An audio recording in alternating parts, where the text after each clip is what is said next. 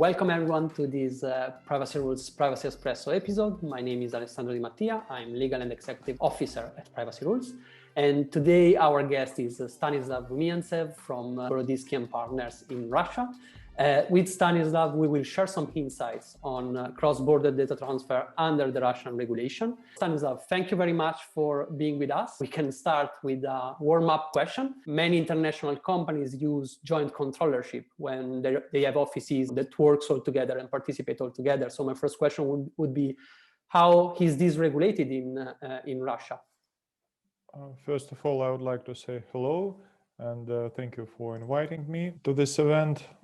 And regarding your question, first of all, we should discuss intercompany data transfers. And for such projects, in many cases, EU companies use joint controllership for various projects. But if they have a project involving the Russian offices, then they should comply with the GDPR on the one hand and with the Russian personal data law on the other hand. According to the Russian legislation, we have some problems with the concept of the joint controllership because the Russian personal data law mentions the possibility of joint controllership only once.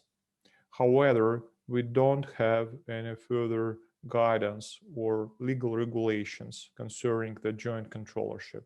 That's why basically we don't know how to do it under Russian law. And that is why in all cases where possible, we are trying to use independent controllership or controller and processor relationship. So we are avoiding this joint controllership in all possible cases, basically because we don't know how to assess the legal risks and how the Russian authorities and Russian courts may react on the, let's say, GDPR style joint controllership.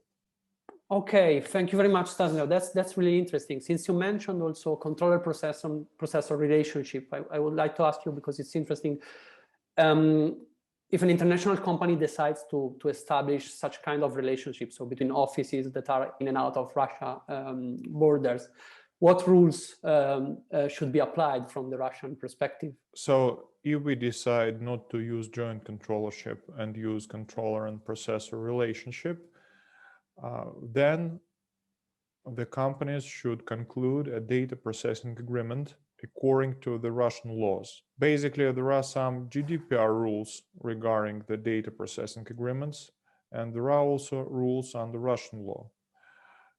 In some aspects, they're close to each other, but of course there are differences. I believe that the GDPR provides for a more detailed regulation of the data processing agreements if we compare them with the Russian personal data law.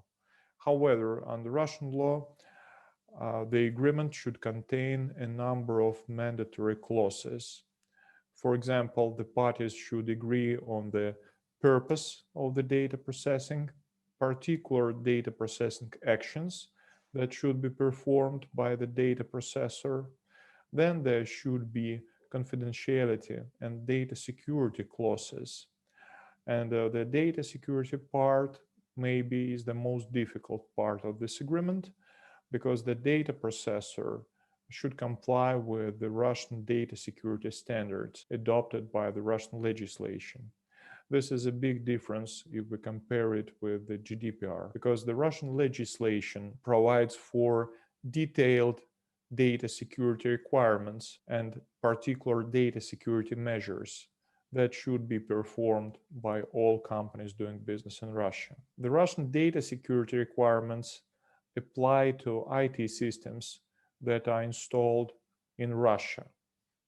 So if an international company has a global IT solution with various servers all over the world, then if they want to apply it in Russia for their Russian office, first of all, they will need to establish a database in Russia because we have a well-known personal data localization requirement stating that the personal data of Russian people must be processed with the use of a database located in Russia.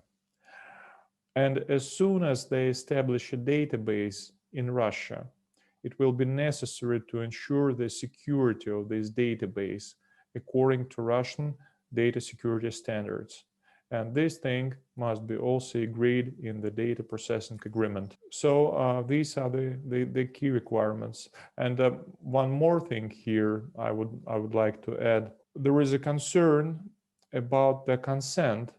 So the Russian personal data law states that in all cases, when a data controller would like to engage a data processor, the data controller should ask for consent of all data subjects, consent to the engagement of a data processor. I believe this is also a difference if we compare it with the GDPR regulation. But here in Russia, the consent is absolutely required almost in all business related cases. And if we're talking about employees, the Russian employment legislation states that if an employer would like to disclose personal data of employees to anyone, including data processors, then this consent should be received in a specific written form. Okay, perfect, Stanis. Thank you very much. So it's not possible to exchange employee data, for example, on the basis of a legitimate interest. You need consent in any case. Yes, that's correct.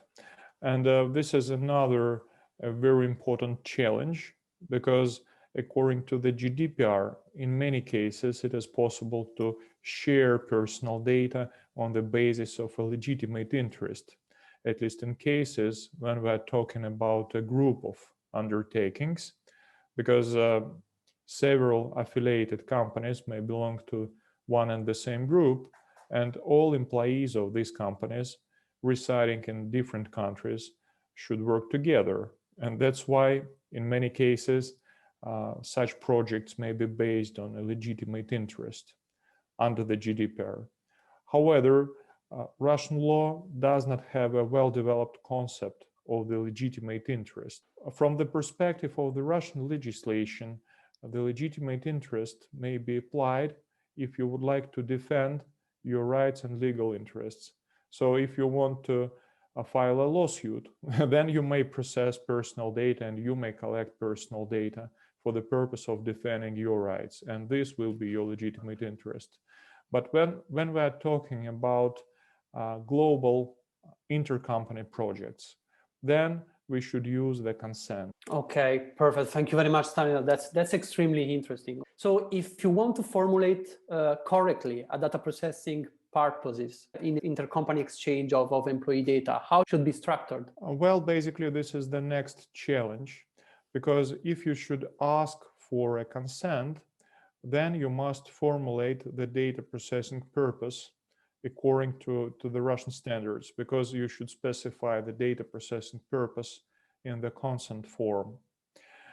Here, there are some differences with the GDPR, because normally the GDPR documents contain a detailed explanation of the consent, and this explanation may be based on particular business purposes of a company. However, from the perspective of the Russian labor code, the language of the purpose description is limited.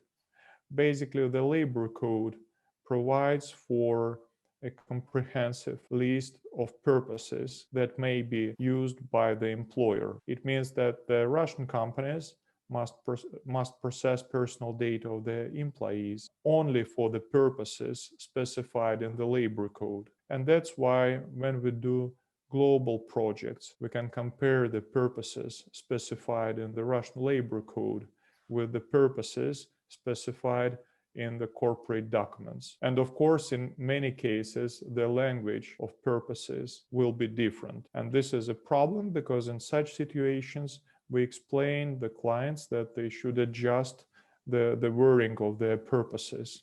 And here will be a problem, because all documents in all jurisdictions should match each other. Okay, perfect. Thank you very much, Stanislav. That was really interesting. And we ran out of our time for the Privacy Espresso. So I would like to thank you very much for joining us and for this clear and very interesting explanation and overview that you give on the Russian regulation and its comparison with the GDPR.